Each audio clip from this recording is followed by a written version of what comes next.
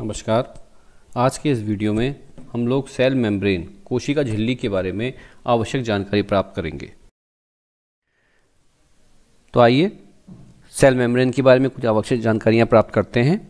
देखिए, यह cell membrane जो है यह किसी भी कोशिका का सबसे बाहरी सुरक्षात्मक आवरण होता है और यह जो नाम है सेल मेम्ब्रेन, यह देने वाले जो वैज्ञानिक थे, दो साइंटिस्ट थे, जिनमें से एक है नेजिली और दूसरे हैं क्रेमर। नेजिली और क्रेमर ने सबसे पहले सेल मेम्ब्रेन शब्द का उपयोग किया।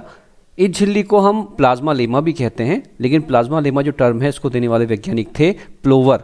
प्लोवर ने सबसे पहले सेल मेम्ब्रेन को प्लाज्मा लेमा नाम दिया। यह एक जीवित झिल्ली है, एक लिविंग मेम्ब्रेन है और यह बहुत पतली झिल्ली है, अत्यंत पतली होती है और साथ साथ ये झिल्ली का एक करैक्टर है कि ये झिल्ली वर्णात्मक पारगम्य होती है, सेलेक्टिव परमिएबल होती है। अर्थात इस झिल्ली के आर पार कुछ विशिष्ट पदार्थ ही, कुछ चयनित पदार्थ ही आ जा सकते हैं।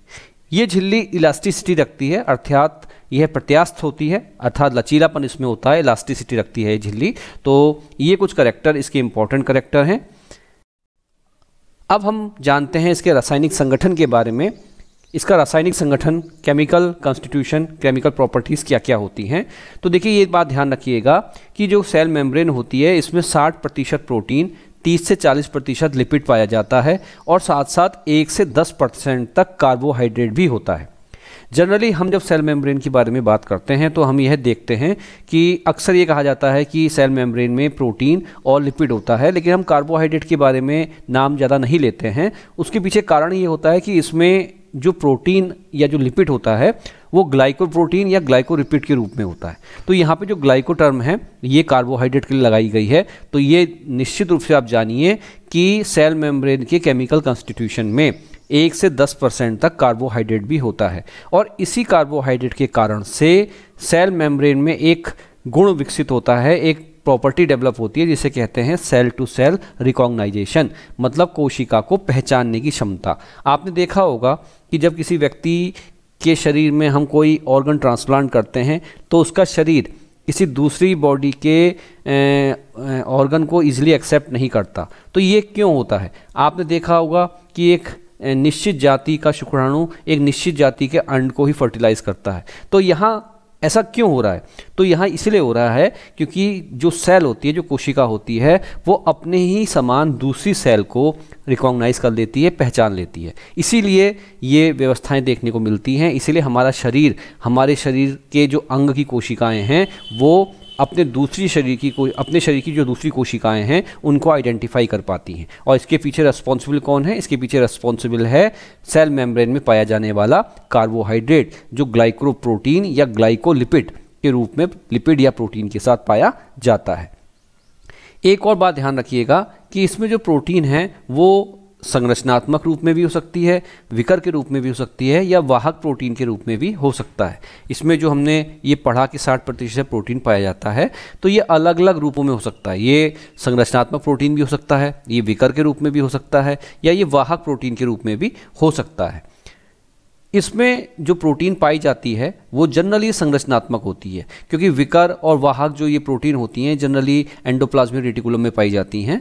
तो सेल मेम्ब्रेन सामान्यतः जो है संरचनात्मक प्रोटीन युक्त होती हैं और ये प्रोटीन दो प्रकार का होता है। एक को हम कहते हैं समाकल प्रोटीन और दूसरे को हम कहते हैं परिधीय प्रोटीन। इन प्रोटीन्स के बारे में अभी जब सेल का स्ट्रक्चर हम जानेंगे, सेल मेम्ब्रेन का, उस समय विस्तार से हम बात करेंगे। फिलहाल हम लिपिड के बारे में भी एक चीज़ और जान लेते हैं कि सेल मेम्ब्रेन में जो लिपिड के मॉलिक्यूल्स पाए जाते हैं उनके भी दो भाग होते हैं। सेल मेम्ब्रेन में जो लिपिड होता है उसके अणु का जो ऊपरी भाग होता है वो पोलर होता है, ध्रुवीय होता है और जिसको हम हाइड्रोफिलिक कहते हैं, जो हाइड्रोजन बंध द्वारा प्रोटीन के स्तर से जुड़ता है। जबकि जो निचला स्तर होता है वो नॉन पोलर होता है, अध्रुवीय होता है और उस भाग में दो हाइड्रोफोबिक टेल्स पाई जाती हैं जो आपस में वंडर वाल बंध के द्वारा जुड़ी होती हैं या बंधी हुई होती हैं। तो यहाँ यह ध्यान रखना है कि सेल मेम्ब्रेन में जो प्रोटीन होता है वो दो प्रकार का होता है और जो लिपिड का मॉलिक्यूल होता है उस लिपिड के मॉलिक्यूल के दो भाग होते हैं। इस डायग्राम में आप देखिए ये लिपिड का एक अणु है। लिपिड के अणु के दो भाग बताए मैंने, एक ऊपरी भाग, ये जो पोलर भाग है जो हाइड्रोफिलिक होता है और यही भाग प्रोटीन के मॉलिक्यूल से जोड़ता है, और जो नीचे वाला भाग है ये टेल है जो कि नॉन पोलर भाग है, अध्रुवीय भाग है जो कि हाइड्रोफोबिक होता है। और ये जो दोनों पूंछें हैं या दोनों टेल्स हैं ये आपस में वंडरवाल बंध के द्वारा आपस में क्या होती है, बंधी हुई होती हैं। सेल मेम्ब्रेन के स्ट्रक्चर को समझने के लिए हम यहाँ 3 मॉडल्स का अध्ययन करेंगे और उसमें सबसे पहला मॉडल है आपका इकाई कला प्रतिरूप मॉडल, यूनिट मेम्ब्रेन मॉडल, जो देने वाले वैज्ञानिक थे रॉबर्टसन। रॉबर्टसन ने सबसे पहले 1959 में इकाई कला मॉडल प्रस्तुत किया। इस मॉडल के अंतर्गत यह कहा गया कि सभी कोशिकांग के अंदर जो भी ऑर्गेनेल पाए जाते हैं वो सभी कोशिकांगों की जो झिल्ली होती है वो संरचनात्मक और कार्यात्मक रूप में एक समान होती है। यह झिल्ली प्रोटीन, लिपिड और प्रोटीन 3 स्तरों की बनी हुई होती है। तो इकाई कला प्रतिरूप में सिर्फ यही कहा गया था रॉबर्टसन के द्वारा कि कोशिका के अंदर जितने भी कोशिकांग पाए जाते हैं, चाहे वो माइटोकॉन्ड्रिया हो, चाहे वो राइबोसोम हो, चाहे वो गोल्जी काय हो, ये सब के सब ऑर्गन जो कोशिकांग होते हैं इनके बाहर एक ही झिल्ली पाई जाती है। बिल्कुल संरचनात्मक और कार्यात्मक रूप में वो झिल्ली बिल्कुल एक समान होती है, इसलिए हमने उसको इकाई कला का नाम दिया। और ये जो झिल्ली है ये 3 स्तरों की बनी होती है। सबसे पहले स्तर प्रोटीन होता है, उसके बाद लिपिड का स्तर होता है और उसके बाद फिर प्रोटीन का स्तर होता है। तो ये मॉडल इकाई कला मॉडल कहलाया। इसके बाद अब हम अध्ययन करते हैं दूसरे मॉडल का। दूसरा मॉडल है आपका सैंडविच मॉडल। सैंडविच मॉडल नाम से ही स्पष्ट है। पहले ये देख लेते हैं कि इसकी खोजकर्ता कौन थे। तो देखिए यह मॉडल डेवसन और डेनिली ने 1935 में प्रस्तुत किया। 2 साइंटिस्ट डेवसन और डेनिली ने इसे 1935 में प्रस्तुत किया था। और इस मॉडल के अंतर्गत यह कहा गया कि जिस प्रकार से सैंडविच में 3 स्तर होते हैं उसी प्रकार सेल मेम्ब्रेन भी त्रिस्तरीय होती है और इसी कारण से इस मॉडल को सैंडविच मॉडल कहते हैं। देखिए आप सबने सैंडविच देखा है। सैंडविच में ऊपर और नीचे ब्रेड होती है और बीच में हम उसमें आलू या कोई भी मटेरियल भर देते हैं। तो देखा जाए तो 3 स्तर होते हैं, ऊपर और नीचे का स्तर 2 ब्रेड होती हैं और बीच में कोई मटेरियल होता है, तो 3 स्तर होते हैं। तो इस मॉडल के अंतर्गत यही बात कही गई कि जिस प्रकार से सैंडविच में 3 लेयर हैं उसी प्रकार से जो सेल मेम्ब्रेन होती है उसमें भी 3 लेयर होती हैं। और ये लेयर कौन कौन सी हैं? इसमें यह कहा गया कि जो बाहर की 2 लेयर्स हैं सबसे बाहरी वो प्रोटीन की होती हैं और बीच में जो होता है वो लिपिड पाया जाता है। इस डायग्राम को अगर आप देखें तो ये एक ब्रेड हो गई। अगर हम सैंडविच के हिसाब से देखें तो ये एक ब्रेड है नीले रंग की, एक ब्रेड ये नीले लेयर से नीचे दिखाई गई है और बीच में ये पुडिंग है जो भरी गई है। तो अगर आप देखें तो ये पूरा स्ट्रक्चर एक सैंडविच के समान आपको दिखाई दे रहा है। इसमें सबसे ऊपर और सबसे नीचे की जो लेयर है या जो ब्रेडों के स्थान पे लेयर हैं वो क्या कहलाती हैं? प्रोटीन की लेयर होती हैं। और जो बीच का मटेरियल होता है, जो बीच का स्तर होता है वो किसका बना होता है? लिपिड का। यहाँ पे जो प्रोटीन स्तर हैं इनकी जो मोटाई है वो लगभग 20 एंगस्ट्रॉन की होती है, जबकि जो लिपिड का स्तर होता है ये 2 ही अणु होता है, इसमें 2 अणु की लेयर होती है और इसकी मोटाई लगभग 35 एंगस्ट्रॉन होती है। तो कुल मिलाकर के अगर हम देखें तो एक सेल मेम्ब्रेन की मोटाई 75 एंगस्ट्रॉन होती है। अब हम बात करते हैं तीसरे मॉडल की, जिसको हम कहते हैं तरल मोज़ेक मॉडल। देखिए ये तरल मोज़ेक मॉडल जो है ये देने वाले वैज्ञानिक थे सिंगर और निकोलसन, जिन्होंने 1972 में यह मॉडल प्रस्तुत किया। इस मॉडल के अंतर्गत यह कहा गया है कि जो प्लाज्मा झिल्ली है वो अर्ध तरल है, सेमी लिक्विड है, जिसमें फॉस्फोलिपिड झिल्ली को तरलता प्रदान करता है और प्रोटीन के जो कण होते हैं उसमें मोज़ेक प्रतिरूप के रूप में होते हैं। एक सिंपल सा एग्जांपल मैं अगर आपको दूं, हम एक पॉट में, एक बर्तन में अगर हम पानी भर दें और उस पानी के बर्तन में हम बर्फ़ के कुछ टुकड़े डाल दें तो जिस प्रकार से बर्फ़ के टुकड़े उस पानी में तैरते हैं वैसे ही आपकी सेल मेम्ब्रेन होती है। पानी किसके रूप में हम किसको लेंगे? फॉस्फोलिपिड को लेंगे और प्रोटीन के कणों को हम बर्फ के टुकड़ों के रूप में लेंगे। तो यही संरचना बिल्कुल सेल मेम्ब्रेन की होती है तरल मोज़ेक मॉडल के अनुसार। इन्होंने ये कहा कि प्रोटीन जो इसमें है वो दोनों स्तरों के मध्य, प्रोटीन के जो दोनों स्तर हैं उनके मध्य लिपिड के अणु पाए जाते हैं, और वो भी द्वि आणविक स्तर होता है। आप इस डायग्राम में भी देखें तो ये प्रोटीन का एक ये लेयर है और एक प्रोटीन की ये लेयर है, और इन दोनों लेयर के बीच में आप देखिए एक स्तर ये हो गया, एक और एक स्तर ये हो गया। तो दो द्वि आणविक स्तर आपको यहाँ पे किसका दिखाई दे रहा है? लिपिड का द्वि आणविक स्तर दिखाई दे रहा है।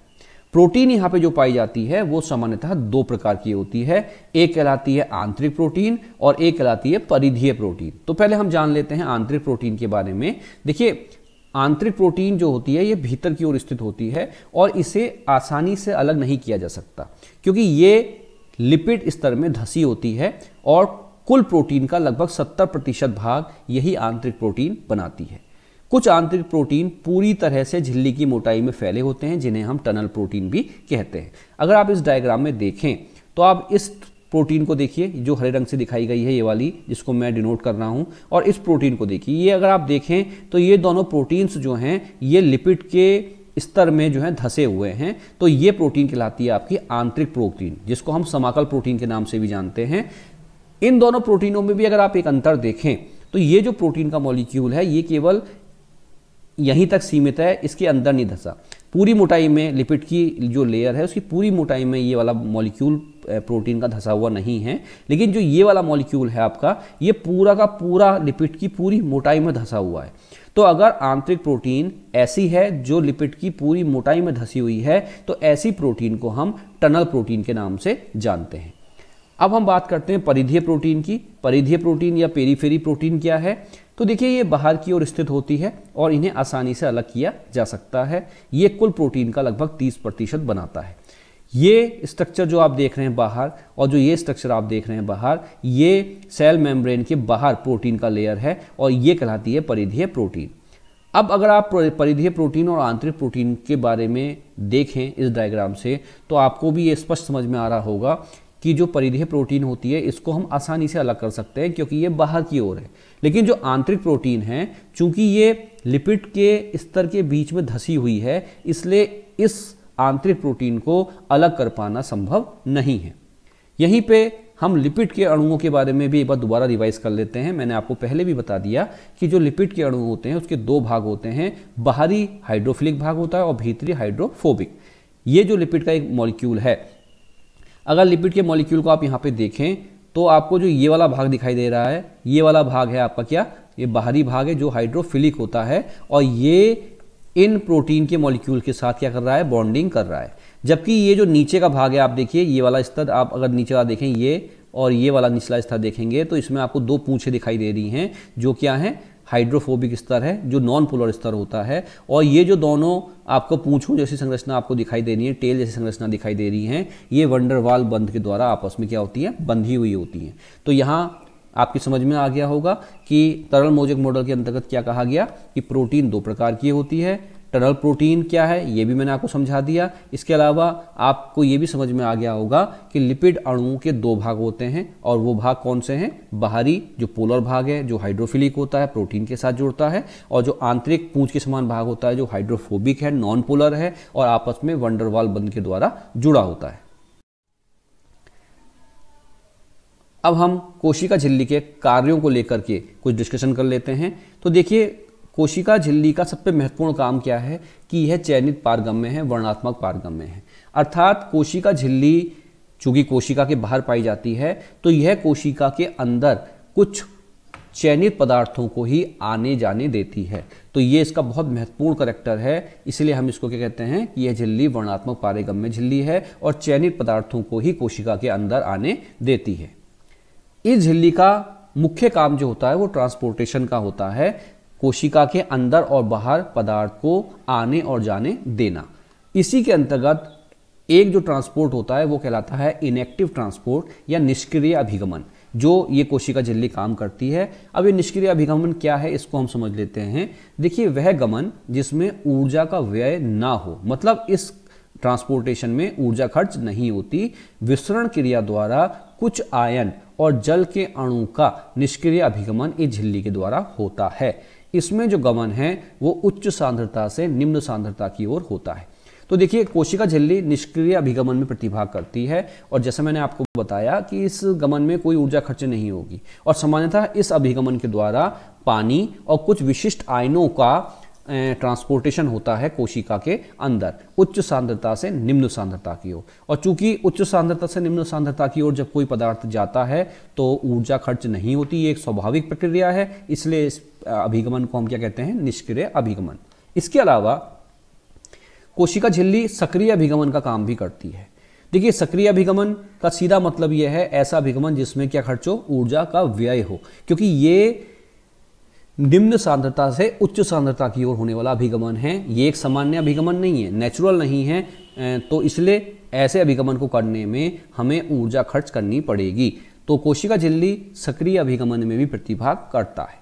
इसके अलावा फेगोसाइटोसिस की क्रिया में भी कोशिका झिल्ली प्रतिभाग करती है। और ये क्या है, तो देखिए झिल्ली द्वारा अगर ठोस पदार्थों का अंतर्ग्रहण किया जाता है तो उस क्रिया को हम कहते हैं फेगोसाइटोसिस। सामान्यतः अगर आप प्रोटोजोआ संघ के जंतुओं को देखें, अमीबा, पैरामीशियम या WBC सेल्स को देखें, तो वहाँ पे ये जो झिल्ली है आपकी वो फेगोसाइटोसिस की क्रिया करते हुए आपको दिखाई देगी। आपने देखा होगा प्रोटोजोआ संघ के जो प्राणी होते हैं वो इसी प्रोसेस के द्वारा बाहर से कठोर पदार्थ को अपने शरीर के अंदर ग्रहण करते हैं।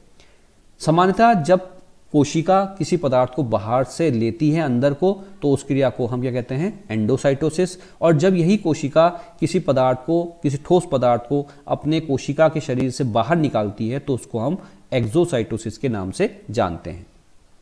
इसके अलावा पिनोसाइटोसिस की क्रिया भी कोशिका करती है। तो देखिए अलग नहीं है, फेगोसाइटोसिस के अंतर्गत जैसे मैंने आपको बताया ठोस पदार्थों का अंतर्ग्रहण किया जाता है, उसी प्रकार से पिनोसाइटोसिस के अंतर्गत यह झिल्ली तरल पदार्थों का अंतर्ग्रहण करती है। अब तरल पदार्थ कौन से हैं, तो ये बात ध्यान रखिएगा, जो पदार्थ परासरण क्रिया के द्वारा कोशिका अपने शरीर के अंदर नहीं ले सकती, ऐसे पदार्थों को पिनोसाइटोसिस की क्रिया के माध्यम से ये कोशिका इस कोशिका झिल्ली के माध्यम से अपने शरीर के अंदर लेती है। मैं उम्मीद करता हूं इस वीडियो के माध्यम से आपको कोशिका झिल्ली के बारे में आवश्यक जानकारी प्राप्त हुई होगी।